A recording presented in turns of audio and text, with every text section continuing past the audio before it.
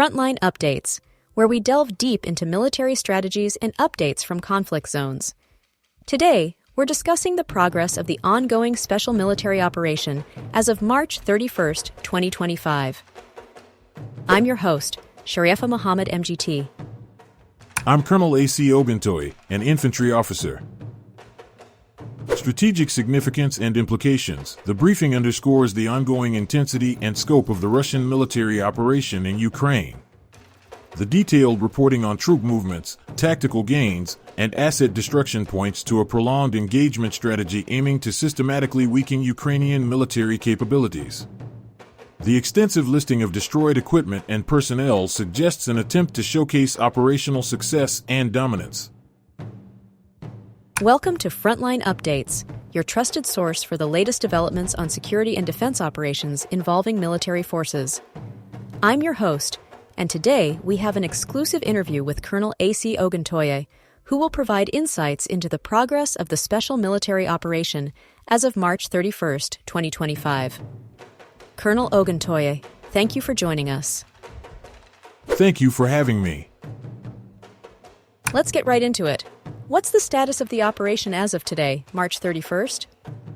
The armed forces of the Russian Federation continue to make steady progress on multiple fronts. Our operations are active in the Belgorod, Kharkiv, Donetsk, Zaporizhia, and Kherson regions. Each operational group has successfully engaged enemy forces, disrupted logistics, and seized more advantageous positions over the past 24 hours. Starting with the North Group, what developments occurred in that area? In the Belgorod direction, our North Group defeated Ukrainian concentrations in key settlements such as Veliki Prikol, Miropoli, and Ubrody. These included mechanized brigades, assault regiments, and territorial defense units. We also engaged formations in the Kharkiv region, near Volchansk and Kazakia Lopan. Altogether, this resulted in the elimination of over 70 enemy personnel and several combat assets, including an armored vehicle and an artillery piece. We also neutralized an electronic warfare station and destroyed a fuel depot. Moving west, what's the situation with the West Group of forces? Our West Group improved their frontline positioning and engaged multiple Ukrainian mechanized brigades.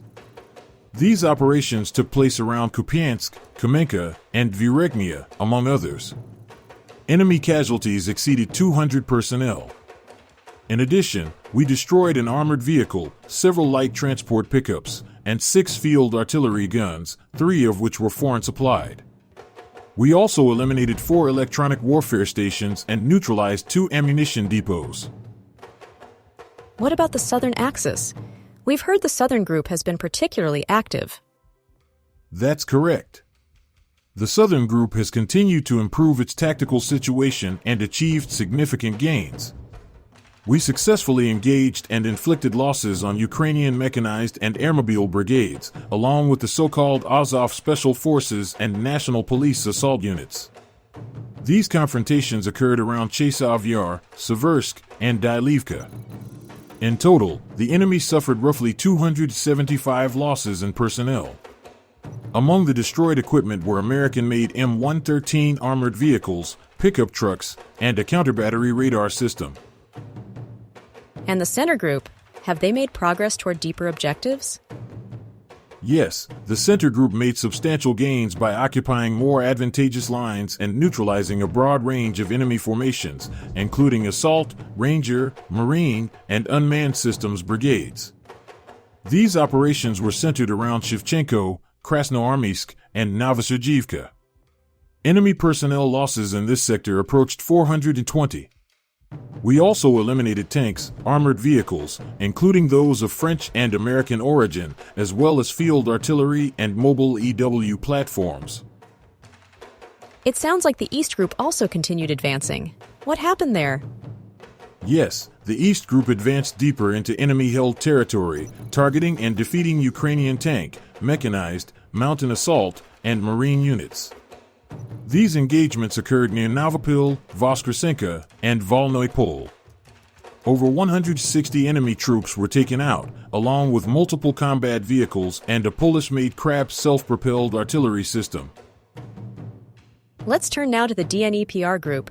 What were the developments in that theater? The Dnipro group maintained pressure in the Zaporizhia and Kherson regions. They engaged mechanized and territorial defense brigades near settlements such as Stepovoy and Antonovka.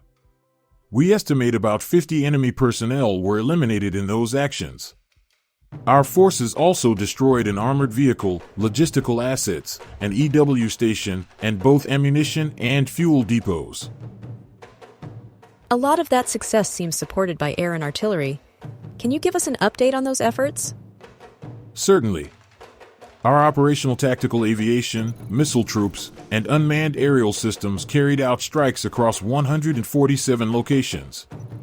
These included military airfields, production facilities, UAV launch areas, and temporary deployment sites for Ukrainian and foreign forces.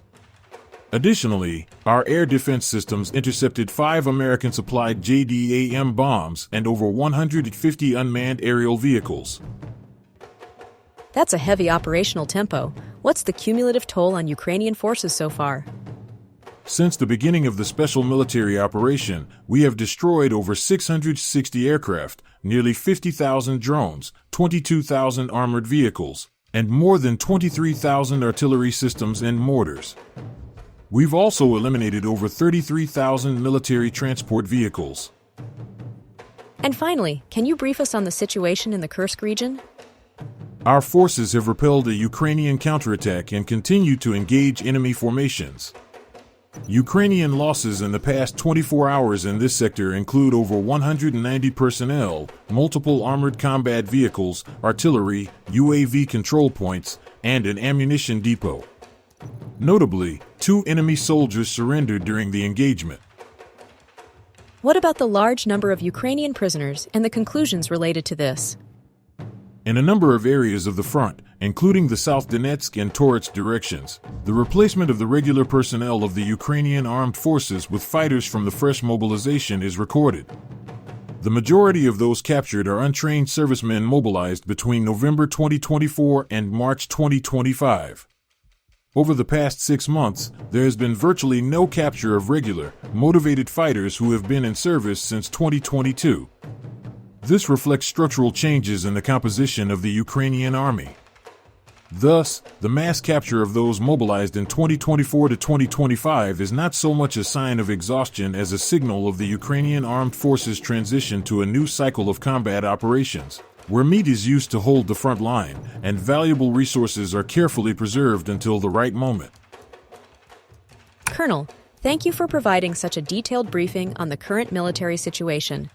Your insights are invaluable to our understanding of the conflict's dynamics. And thank you to our listeners for tuning in. Join us next time as we continue to provide up-to-date coverage on global military affairs. Stay with us for more updates and expert analyses on global defense and security issues. Stay informed, stay secure. Thank you. Today, the arrest of South Sudan's Vice President, Riek Machar, is potentially undermining the peace deal, according to his party. The UN warns that South Sudan is on the brink of renewed civil war. Sudan's ongoing conflict shows no signs of ending, with the army capturing the capital and the rapid support forces vowing that the war is not over. Airstrikes in Sudan's Darfur region are causing civilian casualties. In eastern Congo, convicted war criminal Lubanga has announced a new rebel group, while in the DRC, NATO-backed M23 rebels are battling government forces. Additionally, a Kenyan UN peacekeeper was killed in an ambush in the Central African Republic.